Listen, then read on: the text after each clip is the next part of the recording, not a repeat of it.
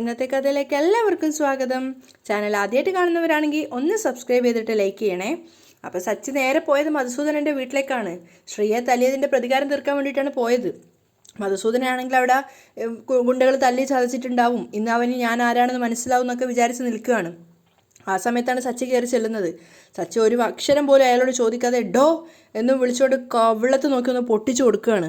അപ്പോഴേക്ക് പുറത്തു നിന്ന് ശ്രീയും അകത്തു നിന്ന് അയാളുടെ ഭാര്യ വന്ന് നോക്കുന്നുണ്ടായിരുന്നു. അപ്പോൾ സച്ചി പറയാണ്, നീ എൻ്റെ അനിയനെ ആളെ വിട്ട് തല്ലിക്കുമല്ലടാ, ആര് തല്ലിച്ചെന്ന് അയാൾ തിരിച്ചു ചോദിക്കുമ്പോഴത്തേക്ക് സച്ചിയുടെ കയ്യിൽ നിന്ന് അടുത്തതും അയാൾക്ക് കിട്ടിയിട്ടുണ്ടായിരുന്നു. അപ്പോഴേക്കും അയാളുടെ ഭാര്യ വന്നിട്ട് അയാളെ മാറ്റി നിർത്തുകയും അതുപോലെ ശ്രീ വന്ന് സച്ചിയെ പിടിച്ച് മാറ്റുകയും ചെയ്യാണ്. എന്താ ഈ കാണിക്കുന്നേ ശ്രീ ചോദിക്കുന്നുണ്ട്. അപ്പോഴേക്കും അയാളുടെ ഭാര്യ പറയാണ്, നീ ആരെയാ തല്ലിയത് നിനക്ക് അറിയോടാ തെമ്മാടി, ഇയാളെയാ തല്ലിയത്, നിങ്ങൾ ശരിക്കും കണ്ടില്ലേ, ഇല്ലെങ്കിൽ ഒന്നുകൂടെ കൊടുക്കാൻ ഞാൻ. വീട്ടിൽ വന്ന് റൗഡിത്തരം കാണിക്കുന്നോ? ചേട്ടാ പോലീസിനെ വിളിക്ക് വേഗം വിളിക്ക്. അവർ വന്നാലേ ആദ്യം പൊക്കുന്നത് ഇയാളെ ആയിരിക്കും. എൻ്റെ അനിയനെ ആളെ വിട്ട് തല്ലിച്ചു ഇയാള്. സച്ചി ദേഷ്യത്തോടെ പറയാണ്, വലിയ ആളാണത്രേ, നാണുണ്ടോടാ നിങ്ങൾക്ക്? നട്ടലുണ്ടെങ്കിൽ നേർക്ക് നേരെ നിന്ന് അടിച്ചു നോക്ക്. കൂലിക്കാരെ വിട്ടിരിക്കുന്നു, എല്ലാവർക്കും നല്ലോണം കൊടുത്തിട്ടുണ്ട് ഞാൻ. തൻ്റെ വിഹിതം തരാനാണ് ഞാൻ ഇങ്ങോട്ടേക്ക് വന്നത്.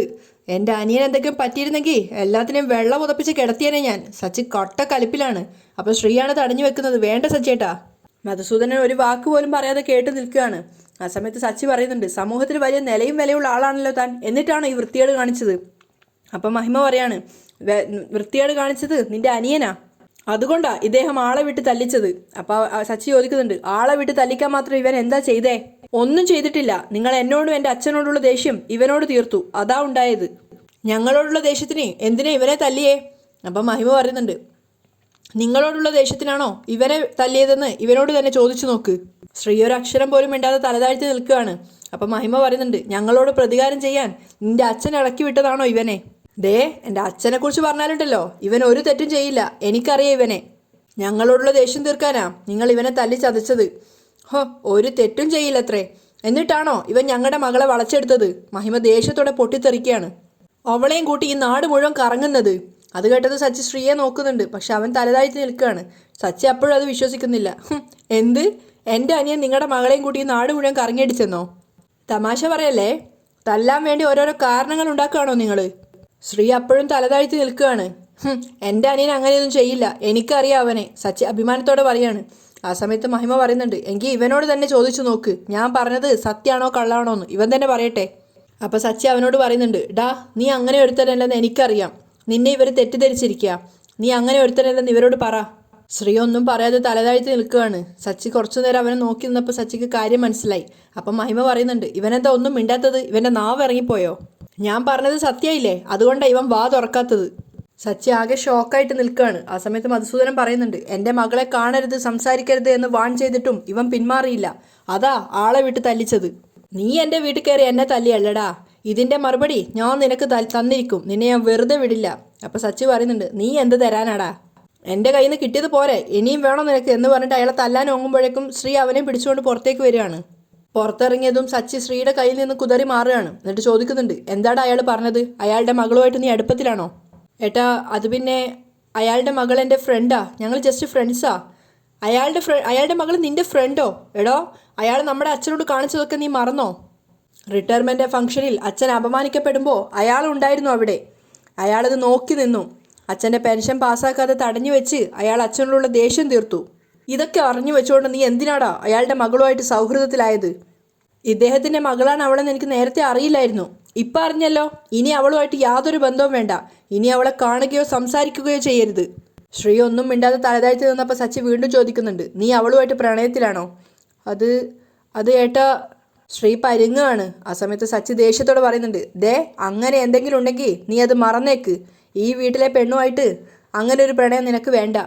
അവളെ കാണുകയോ സംസാരിക്കുകയോ ചെയ്യരുത്. സച്ചി കാറിൻ്റെ ഡോറ് തുറക്കാൻ വേണ്ടി പോയതും ശ്രീ പിന്നീട് പറയുന്നുണ്ട്, സച്ചേട്ടാ, വർഷ അവളുടെ അച്ഛനമ്മമാരെ പോലെയല്ല, നല്ല കുട്ടിയാ. അതേ ഏട്ടാ. ശ്രീ അവസാന ശ്രമം എന്നോണം വീണ്ടും ശ്രമിച്ചു നോക്കുകയാണ്. അപ്പോൾ സച്ചി പറയുന്നുണ്ട്, അതൊക്കെ ആയിരിക്കും, എന്നാലും നിനക്ക് ഈ ബന്ധം വേണ്ട. ഇപ്പം തന്നെ കണ്ടില്ലേ, നിന്നെ അടിക്കാൻ വേണ്ടി അയാൾ ആളെ വിട്ടു. അയാളെ ഭയന്നിട്ടൊന്നുമല്ല, പക്ഷെ എന്നാലും പറയാ, നമുക്ക് ഈ ബന്ധം വേണ്ടടാ. നമ്മുടെ അച്ഛൻ്റെ ശത്രുവാ അയാൾ, അത്രമാത്രം അച്ഛനെ ദ്രോഹിക്കുകയും ഉപദ്രവിക്കുകയും ഒക്കെ ചെയ്തിട്ടുണ്ട് അയാൾ. അയാളുടെ മകളെ നീ, ഇത് ശരിയാവില്ലടാ. അപ്പോൾ ശ്രീ വീണ്ടും പറയാണ്, ഏട്ടാ, അവളെൻ്റെ നല്ലൊരു ഫ്രണ്ട് മാത്രമാണ്. എന്ത് ഫ്രണ്ട്? അവളുമായിട്ട് നിനക്കിനി ഒരു ബന്ധവും വേണ്ട. അവളെ കാണുകയും ചെയ്യരുത്, സംസാരിക്കുകയും ചെയ്യരുത്. ഇനി അവളെ കണ്ട് സംസാരിച്ചു എന്നറിഞ്ഞാൽ നിന്റെ കയ്യും കാലും തല്ലി ഓടിക്കുന്നത് അയാളായിരിക്കില്ല, ഞാനായിരിക്കും. ഏട്ടാ, ശ്രീ സങ്കടത്തോടെ വിളിക്കുന്നുണ്ട്. സച്ചി പറയാണ്, വീട്ടിൽ പോകാൻ നോക്ക്. വീണ്ടും സച്ചി ശ്രീക്ക് മുന്നറിയിപ്പ് കൊടുക്കുന്നുണ്ട്. അച്ഛൻ ഇതൊന്നും അറിയരുത്. അതും ശ്രീ സമ്മതിക്കുകയാണ്. അതിനുശേഷം സച്ചി കാറും കൊണ്ട് അവിടുന്ന് പോവാണ്. ശ്രീകാന്തിന് ഹൃദയം പൊട്ടുന്ന വേദന ഉണ്ടായിരുന്നു. അവനവിടെ സങ്കടത്തോടെ ഇരിക്കുകയാണ്. അതേസമയം ഓഫീസിൽ പോവാൻ റെഡിയായിട്ട് ഇരിക്കുകയാണ് സുധി. അവൻ കണ്ണാടി നോക്കിക്കൊണ്ട് സ്വയം പറയുന്നുണ്ട്, ദിവസവും ജോലിക്ക് പോകുന്നതായിട്ട് അഭിനയിക്കണം. ഓരോ സ്ഥലത്ത് കറങ്ങി കറങ്ങി മടുത്തു. ഇന്ന് എവിടെ പോയി ഇരിക്കും? അവനിങ്ങനെ സ്വയം ചിന്തിക്കുകയാണ്. അവസാനം കണ്ണടയ്ക്ക് എടുത്ത് വെക്കുമ്പോഴേക്കും കുളി കഴിഞ്ഞ് ബാത്റൂമിൽ നിന്നും ശ്രുതി ഇറങ്ങുന്നുണ്ടായിരുന്നു. ശ്രുതിയെ കണ്ടത് അവൾ പിറകിലൂടെ വന്ന് കെട്ടിപ്പിടിക്കുകയാണ്. എന്താ ശ്രുതി? ഒന്നുമില്ല, ചുമ്മാ. ഓഫീസിൽ പോകണ്ടേ? പോണം, ഞാൻ റെഡിയായിരിക്കുക. അപ്പോൾ ശ്രുതി പ്രണയത്തോട് ചോദിക്കുന്നുണ്ട്, പോണോ? അത് കേട്ടത് ശ്രുതിക്ക് സന്തോഷമാണ്. പോണ്ടേ? എങ്കിൽ ഞാൻ ഓഫീസിൽ വിളിച്ചിട്ട് ലീവ് പറയട്ടെ? അപ്പം തന്നെ ശ്രുതി പറയുന്നുണ്ട്, വേണ്ട വേണ്ട വേണ്ട വേണ്ട, ഒരു ദിവസം പോയില്ലെങ്കിൽ ഒരു ദിവസത്തെ ലീവ് സാലറി കട്ട് ചെയ്യും. അത് കേട്ടത് ശ്രുതി പരിങ്ങലിലായി. അപ്പോൾ ശ്രുതി പറയുന്നുണ്ട്, എന്തിനാ ഒരു ദിവസത്തെ സാലറി വെറുതെ കളയുന്നേ? ആ സമയത്ത് ശ്രുതി പറയുന്നുണ്ട്, ഈ വീട്ടിൽ കഴിയാൻ പേടി തോന്നുന്നു സുധി. സുധിയുടെ അനിയനാണെങ്കിൽ ഒരു റൗഡിയെ പോലെയാ, ഒരു ജയില് പോലെ ഇവിടെ. ഒന്ന് പറഞ്ഞ് രണ്ടാമത്തേന് അടിയാ. രേവതിയുടെ അനിയനാണെങ്കിൽ ഒരു മോഷ്ടാവും. എന്നിട്ട് അവനെ ന്യായീകരിച്ച് സുധിയുടെ മെക്കിട്ട് കയറാൻ നോക്കുക സച്ചി. സുധിയെ ഇൻസൾട്ട് ചെയ്യുന്നതാ സച്ചിയുടെ ഹോബി. എനിക്കതിൽ നല്ല വിഷമമുണ്ട്. അപ്പോഴേക്ക് ശ്രുതി പറയുന്നുണ്ട്, അത് വിട് ശ്രുതി, ഞാൻ പറഞ്ഞില്ലേ അവന് കോംപ്ലക്സാ. എനിക്ക് പഠിപ്പുണ്ട്, അവനതില്ല. അവനെക്കുറിച്ച് ഒരുത്തിനെക്കുറിച്ച് നമ്മൾ ചിന്തിക്കുക പോലും ചെയ്യരുത്. ശ്രുതി അത് വിട്ടുകളാ. ശ്രുതി സ്നേഹത്തോടെ തലയാട്ടാണ്. വിട്ടു. ശ്രുതി എൻ്റെ മുടിയൊന്ന് തോർത്തിത്താ. അവൾ ഈറനുള്ള മുടി ശ്രുതിക്ക് മുന്നിൽ തുറന്നു വെക്കുകയാണ്. ആ സമയത്ത് അവൻ തോർത്തെടുത്തിട്ട് മുടി തോർത്തി കൊടുക്കുന്നുണ്ട്. ആ സമയത്ത് ശ്രുതി ചോദിക്കുന്നുണ്ട്, ശ്രുതി നീ വലിയ ദേഷ്യക്കാരിയാണല്ലേ? അപ്പോൾ അവൾ പുഞ്ചിരിക്കുകയാണ്. ഞാൻ കരുതിയത് നീ വലിയ സൈലൻ്റ് ആണ്, ദേഷ്യപ്പെടാനൊന്നും അറിയില്ല എന്നൊക്കെയാണ്. രേവതിയുടെ അനിയനെ നീ നന്നായിട്ട് വിരട്ടി. അപ്പോൾ ശ്രുതി പറയുന്നുണ്ട്, എൻ്റെ ഹസ്ബൻഡിൻ്റെ ഷർട്ട് പിടിച്ച് വിരട്ടാൻ നോക്കി അവനെ ഞാൻ വെറുതെ വിടും നോക്കി തോന്നിയോ? എന്നോട് അത്രയ്ക്ക് ഇഷ്ടമാണോ ശ്രുതി? അപ്പോൾ അവൾ ചോദിക്കുന്നുണ്ട്, എന്താ ശ്രുതി അങ്ങനെ ചോദിച്ചത്? എനിക്ക് അത്രയ്ക്ക് ഇഷ്ടം സുധിയെ പോലൊരു ബെസ്റ്റ് ഹസ്ബൻഡിനെ കിട്ടിയതിൽ ഞാൻ ഭാഗ്യവതിയാ. ശ്രുതി അഭിമാനത്തോടെ നിൽക്കുകയാണ്. ആ സമയത്ത് ശ്രുതി പറയുന്നുണ്ട്, ശ്രുതിക്ക് വലിയ ഡ്രീംസ് ഉണ്ട്. എന്നിട്ടും ഞാൻ പറഞ്ഞതുകൊണ്ട് മാത്രം ശ്രുതി കാർ ഷോറൂമിലേക്ക് പോയി. ഞാൻ എന്ത് പറഞ്ഞാലും എന്നെ വിഷമിപ്പിക്കേണ്ടെന്ന് കരുതി ശ്രുതി അത് അനുസരിക്കും. ഇങ്ങനൊരു ഹസ്ബൻഡ് എനിക്കല്ലാതെ മറ്റാർക്കുണ്ട്? അതും ശരിയാ. എന്നാലും ശ്രുതി, ഈ ജോലി അത്ര വലിയ കാര്യമൊന്നുമല്ല. ഇത് തൽക്കാലത്തേക്കുള്ളൊരു ജോലിയാ. വേറെ നല്ലൊരു ജോലി കിട്ടിയാ ഞാൻ ഈ ജോലി അങ്ങ് വിടും. അപ്പോൾ അവൾ പറയുന്നുണ്ട്, സുധി തൽക്കാലം ഈ ജോലി മതി നമുക്ക്. സുധി വേറെ ജോലിക്കൊന്നും ട്രൈ ചെയ്യണ്ട. സുധിക്ക് ഇതിൽ തന്നെ നല്ലൊരു ഭാവി ഉണ്ടെന്നാ എനിക്ക് തോന്നുന്നേ. പിന്നെ 2 വർഷത്തെ എക്സ്പീരിയൻസ് ഉണ്ടായ സുധി ചോദിക്കുന്ന സാലറി കിട്ടും. പിന്നെ സുധിയെ തട്ടിക്കൊണ്ടു പോകാൻ സ്ഥാപനങ്ങൾ വരും. അതുകൊണ്ട് ഇവിടെ തന്നെ ജോലി ചെയ്താൽ മതി. അപ്പോഴേക്കും സുധിയുടെ മുഖാകെ ഡെസ്പാവാണ്. വീട്ടു ചെലവിൻ്റെ കാര്യം പറഞ്ഞ് സച്ചി നമ്മളെ അപമാനപ്പെടുത്തി. ഇനി അതുണ്ടാവരുത്. സുധിക്ക് കിട്ടുന്ന സാലറി കൊണ്ട് വീട്ടു ചെലവ് ചെയ്യണം. എൻ്റെ ശമ്പളം കൊണ്ട് നമ്മുടെ കടങ്ങളൊക്കെ തീർക്കാം. അവൾ ഭയങ്കര കോൺഫിഡൻസോടെ സന്തോഷത്തോടെയാണ് പറയുന്നത്. പക്ഷെ സുധിയുടെ മുഖാകെ ഡെസ്പാണ്. അപ്പോൾ അവൾ ചോദിക്കുന്നുണ്ട്, ഓക്കെ ആണല്ലോ അല്ലേ? ഓക്കെ എന്നാ ഞാൻ പോട്ടെ. നിക്ക് ഒരു കാര്യം കൂടി.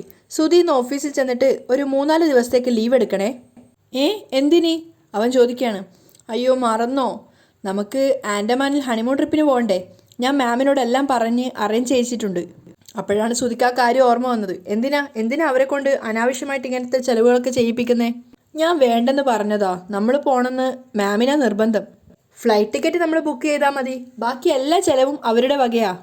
വൈകിക്കണ്ട, ഫ്ലൈറ്റ് ടിക്കറ്റ് ഇന്ന് തന്നെ എടുത്തേക്ക്. അത് കേട്ടത് സുധി ഞെട്ടുകയാണ്. ഞാനോ? പിന്നല്ലാതെ വേറെ ആരെടുക്കും? അന്ന് സുധി പറഞ്ഞതല്ലേ ഫ്ലൈറ്റ് ടിക്കറ്റ് എടുത്തോളാന്ന്. അത് കേട്ടതും പരിങ്ങലോടെ സുധി പറയുന്നുണ്ട്, ഞാൻ പറഞ്ഞിരുന്നല്ലേ അന്ന് ഫ്ലൈറ്റ് ടിക്കറ്റ് ഞാൻ എടുത്തോളാന്ന്. ഇപ്പോൾ ബുക്ക് ചെയ്താലേ റേറ്റ് കുറവായിരിക്കും. തിരിച്ചു വരാനുള്ളതും ബുക്ക് ചെയ്യണം. ശ്രുതി ഓർമ്മിപ്പിക്കുകയാണ്. ഞാനേ ഒരു ഏജൻസിയുടെ നമ്പർ തരാം, അവരുമായിട്ട് സംസാരിച്ചാൽ മതി. അപ്പോഴേക്ക് ശ്രുതി പറയുന്നുണ്ട്, ഇപ്പോഴേ കമ്പനിയിൽ നിന്ന് ലീവ് കിട്ടുമോ എന്തോ. ഞാൻ ജോലി ചെയ്തിട്ട് കുറച്ച് ദിവസമല്ലേ ആയുള്ളൂ. കുറച്ച് മുമ്പല്ലേ ശ്രുതി പറഞ്ഞേ ലീവ് എടുക്കാൻ വേണ്ടി വിളിച്ചു പറയാന്ന്. ഞാൻ അങ്ങനെ പറഞ്ഞിരുന്നല്ലേ. ശ്രുതി വീണ്ടും പരിങ്ങല്ലാവുന്നു. ശരിയാ. അപ്പോൾ ശ്രുതി പറയുന്നുണ്ട്, ഹണിമൂണിന് പോകാനാണെന്ന് പറഞ്ഞാലേ അവരെന്തായാലും ലീവ് തരും, തടസ്സം പറയില്ല. അപ്പോൾ എന്തായാലും ഞാൻ ലീവ് എടുക്കാം അല്ലേ? ശ്രുതി പ്രശ്നത്തോട് ചോദിക്കുകയാണ്. ഞാനേ ഏജൻസിയുടെ നമ്പർ ഫോണിലേക്ക് അയക്കാം. ശ്രുതി സന്തോഷത്തോടെയാണ് പറയുന്നത്. ഫ്ലൈറ്റ് ടിക്കറ്റ് എടുക്കാൻ മറക്കല്ലേ. ഇല്ല, മറക്കില്ല. എന്നാ ഞാൻ പോട്ടെ, ശരി എന്നും പറഞ്ഞ് ശ്രുതി അവിടുന്ന് പോവാണ്. അപ്പോൾ ശ്രുതി തമാശയാക്കിയിട്ട് വിളിക്കുന്നുണ്ട്, ഹലോ. ശ്രുതി എന്താ ഓഫീസിൽ കുളിക്കാൻ പോവാണോ? ആ ടവലിങ് താ. ശ്രുതിയുടെ തല തോർത്തിയതിന് ശേഷം ആ ടവൽ അവൻ്റെ ഷോൾഡറിൽ തന്നെയാണ് ഉണ്ടായിരുന്നത്. അയ്യോ, ഞാൻ നമ്മുടെ ഹണിമൂണിനെ കുറിച്ച് ഓർത്തിട്ട് ഇത് മറന്നുപോയി. ആ ടവൽ അവൾക്ക് തിരിച്ച് തരാൻ വന്നപ്പം അവൾ തമാശയാക്കുന്നുണ്ട്. ഹണിമൂണിൻ്റെ കാര്യം വന്നപ്പോൾ ഒക്കെ മറക്കുമല്ലേ. പോ ശ്രുതി അവിടുന്ന്, എന്നെ വെറുതെ നാണക്കാരനാക്കാതെ. ശ്രുതി പുറത്തിറങ്ങിയത് അവൻ ചിന്തിക്കുന്നുണ്ട്. ശ്രുതി, നീ എങ്ങനെ ടിക്കറ്റ് ബുക്ക് ചെയ്യും? 100 രൂപ തികച്ചെടുക്കാൻ നിന്റെ കയ്യിലില്ല. ജോലി പോയ കാര്യം അറിഞ്ഞാ ഇവള് നിന്നെ ഡിവോഴ്സ് ചെയ്യും. ആകെ കുരുങ്ങി കിടക്കുവാണല്ലോടാ നീ, എന്ത് ചെയ്യും? ശ്രുതി വന്ന് നോക്കുന്ന സമയത്ത് ശ്രുതി അവിടെ തന്നെ ഉണ്ട്. പോയില്ല ഇതുവരെ. അത് ഞാൻ നമ്മുടെ ഹണിമൂൺ ട്രിപ്പിനെ കുറിച്ച് ആലോചിച്ച് നിന്ന് പോയതാ. സമയമായി, ഞാൻ പോട്ടെ എന്ന് പറഞ്ഞുകൊണ്ട് ശ്രുതി വേഗം അവിടുന്ന് പോവാണ്. ശ്രുതി നേരെ പോയത് അവൻ വർക്ക് ചെയ്തിട്ടുണ്ടായിരുന്ന കാർ ഷോറൂമിലേക്കാണ്. അപ്പോൾ അവിടുത്തെ ജോലിക്കാരൻ വന്നിട്ട് ചോദിക്കുന്നുണ്ട്, നീ എന്താ ഇവിടെ? ഞാൻ MD സാറിനെ കാണാൻ വന്നതാ. മേലാൽ നിന്നെ ഇവിടെ കണ്ടുപോകരുതെന്ന് സാറന്ന് പറഞ്ഞതല്ലേ? അദ്ദേഹം പലതും പറയും. അതൊക്കെ ഞാൻ അനുസരിക്കണമെന്നുണ്ടോ? ഞാൻ അദ്ദേഹത്തെ കണ്ടിട്ടേ പോവുള്ളൂ. അപ്പം അയാൾ പറയുന്നുണ്ട്, അദ്ദേഹത്തിൻ്റെ കയ്യിൽ നിന്ന് അന്ന് കിട്ടിയതൊന്നും നിനക്ക് പോരാ അല്ലേ? വാങ്ങിക്കാനാണോ വന്നത്? അതെ, വാങ്ങിക്കാൻ തന്നെയാണ് വന്നത്. അദ്ദേഹത്തിൻ്റെ കയ്യിൽ നിന്ന് എൻ്റെ സാലറി വാങ്ങിക്കാൻ. സാലറി വാങ്ങിക്കാനോ? യെസ്. കുറച്ച് ദിവസം ഞാനിവിടെ വർക്ക് ചെയ്തിരുന്നല്ലോ. ഞാൻ വർക്ക് ചെയ്ത ദിവസത്തെ സാലറി അതെനിക്ക് വേണം. അത് വാങ്ങിക്കാനാണ് ഞാനിവിടെ വന്നത്. 1 രൂപ പോലും നിനക്ക് തന്നേക്കരുതെന്നാണ് സാറ് പറഞ്ഞിരിക്കുന്നത്. അതെന്ത് ന്യായം? ഞാൻ 20 ദിവസത്തോളം ഇവിടെ ജോലി ചെയ്തിട്ടുണ്ട്. ആ ദിവസത്തെ സാലറി അതെനിക്ക് തരണം. അത് കേട്ടത് അയാൾ ചിരിക്കുകയാണ്. എന്താ ചിരിക്കുന്നേ? അല്ല, 20 ദിവസം നീ ഇവിടെ വന്നിട്ടുണ്ടെന്ന് പറ. ജോലി ചെയ്തു എന്ന് പറയരുത്. ദിവസവും ഷോറൂമിലേക്ക് വരും, എന്നിട്ട് മൊബൈലിൽ നോക്കി ഗെയിമും കളിച്ചിരിക്കാന്നല്ലാതെ നീ എന്തെങ്കിലും ജോലി ചെയ്തിട്ടുണ്ടോ? ഇനി ടെസ്റ്റ് ഡ്രൈവിനാണെന്ന് പറഞ്ഞിട്ട് കാറും എടുത്തിട്ട് നാട് ചുറ്റും. അതല്ലാതെ നീ എന്ത് ജോലി ഇവിടെ ചെയ്തിട്ടുള്ളേ? ഒരു കസ്റ്റമറിനെങ്കിലും നീ ഉണ്ടാക്കിയിട്ടുണ്ടോ? ഒരു കാറ് പോലും നീ സെയിൽ ചെയ്തിട്ടില്ല. പിന്നെ എന്ത് ധൈര്യത്തിലാ നീ ഇവിടെ വന്നിട്ട് സാലറി ചോദിക്കുന്നത്? ഞാൻ 20 ദിവസം ഇവിടെ വർക്ക് ചെയ്തിട്ടില്ലേ? പിന്നെ ചില കസ്റ്റമേഴ്സിന് കാറിനെ കുറിച്ച് ഞാൻ എക്സ്പ്ലെയിൻ ചെയ്ത് കൊടുത്തിട്ടുണ്ട്. ആ വകയിൽ എനിക്ക് സാലറി തരാം. ശ്രുതിയും വിട്ടുകൊടുക്കുന്നില്ല. എനിക്കിപ്പോൾ കാശിൻ്റെ അത്യാവശ്യമുണ്ട്. സാലറി നിങ്ങൾ തന്നേ പറ്റൂ. അപ്പം അയാൾ തിരിച്ചു പറയാണ്, 1 രൂപ പോലും നിനക്ക് തരില്ല. നിനക്കിവിടെ ജോലി തന്നതിൻ്റെ പേരിലെ സാറിന് ലക്ഷങ്ങളാണ് നഷ്ടമുണ്ടായത്. മതി മതി, നിർത്ത്. നിങ്ങളോട് സംസാരിക്കേണ്ട കാര്യമൊന്നും എനിക്കില്ല. ഞാൻ MDയോട് സംസാരിച്ചോളാം. അതും പറഞ്ഞ് ശ്രുതി MDയുടെ മുറിയിലേക്ക് പോകാൻ നോക്കുകയാണ്. നിൽക്കവിടെ. അവൻ പിന്നെ പിടിച്ച് നിർത്തുകയാണ്. സാറിൻ്റെ സ്വഭാവം നിനക്കറിയില്ല. ഒരു കാരണവശാലും നിന്നെ അകത്തേക്ക് കയറ്റി വിടരുതെന്നാണ് സാർ എന്നോട് പറഞ്ഞിരിക്കുന്നത്. നീ ഇനി അദ്ദേഹത്തിൻ്റെ മുന്നിൽ ചെന്നാ നേരാവണ്ണം നീ തിരിച്ചു പോവില്ലെന്നാണ് പറഞ്ഞിരിക്കുന്നത്. നീ കാരണം ഇവിടെ ലക്ഷങ്ങളുടെ നഷ്ടം അദ്ദേഹത്തിന് സംഭവിച്ചു. അതിൻ്റെ ദേഷ്യത്തിലാണ് അദ്ദേഹം. നീ ഇനി അദ്ദേഹത്തിൻ്റെ മുന്നിൽ ചെന്നാ നിന്റെ കൈയും കാലും ഒടിച്ച് റോഡിൽ തള്ളിയിടുന്ന അദ്ദേഹം പറഞ്ഞിരിക്കുന്നത്. തല്ലാനും കൊല്ലാനും ഒക്കെ അദ്ദേഹം കുറച്ച് ഗുണ്ടകളെ തീറ്റിപ്പോറ്റുന്നുണ്ട്. കുറച്ച് കാലമായിട്ട് അവർ മേലനങ്ങാതെ നിൽക്കുക. നീ ആയിട്ട് അവർക്ക് ജോലി ഉണ്ടാക്കി വെക്കരുത്. പെട്ടെന്ന് സ്ഥലം വിടുന്നതാ നിനക്ക് നല്ലത്. നീ പോവാൻ നോക്ക്.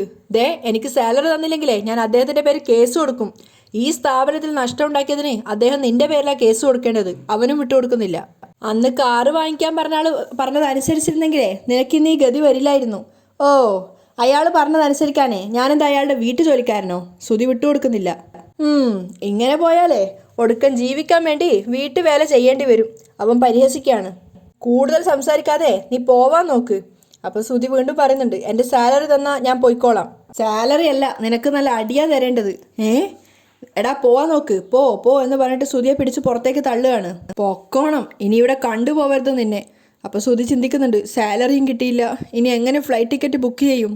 ടിക്കറ്റ് ബുക്ക് ചെയ്യാതെ ശ്രുതിയുടെ മുന്നിലേക്ക് പോവാനും പറ്റില്ല. ടിക്കറ്റിനുള്ള കാശ് ഞാൻ എങ്ങനെ സംഘടിപ്പിക്കും? ശ്രുതി ആകെ പെട്ട അവസ്ഥയിലാണ്. അതേസമയം വർഷ ശ്രീകാന്തിനെ വിളിച്ചിട്ട് അവൻ വരുന്നത് വെയിറ്റ് ചെയ്ത് നിൽക്കുകയാണ്. പക്ഷെ അവൾ വിളിക്കുന്ന സമയത്ത് ശ്രീ ഫോൺ എടുക്കുന്നില്ല. അവനും വീട്ടിൽ തന്നെ ഉണ്ടായിരുന്നു. അവൻ ആകെ അപ്സെറ്റായ അവസ്ഥയിലാണുള്ളത്. വർഷയുടെ കോള് കാണുന്ന സമയത്ത് അവനത് കട്ട് ചെയ്യുകയാണ്. അവൾ പറഞ്ഞ വാക്കുകളാണ് അവൻ ഓർമ്മ വരുന്നത്. വൈകുന്നേരം 6 മണിയാകുമ്പോഴേക്കും അവളെ പിക്ക് ചെയ്യാൻ പോകാൻ പറഞ്ഞിട്ടുണ്ടായിരുന്നു. ആ സമയത്ത് ശ്രീയുടെ മനസ്സിൽ സച്ചിയുടെ വാക്കുകൾ ഓർമ്മ വരുന്നുണ്ട്. ഇനി അവളെ കാണരുത്, സംസാരിക്കരുത്. ഇനി നീ അവളെ കണ്ട് സംസാരിച്ചു എന്നറിഞ്ഞാൽ നിന്റെ കയ്യും കാലും തല്ലിയൊടിക്കുന്ന അയാളായിരിക്കില്ല, ഞാനായിരിക്കും. അതുകൊണ്ട് തന്നെ വർഷം എത്ര തവണ വിളിച്ചിട്ടും ശ്രീ ആ കോൾ അറ്റൻഡ് ചെയ്യുന്നുണ്ടായിരുന്നില്ല. വർഷക്കാണെങ്കിൽ ദേഷ്യം വരുന്നുണ്ടായിരുന്നു. അവിടെയാണ് ഇന്നത്തെ എപ്പിസോഡ് വൈൻഡപ്പ് ചെയ്യുന്നത്.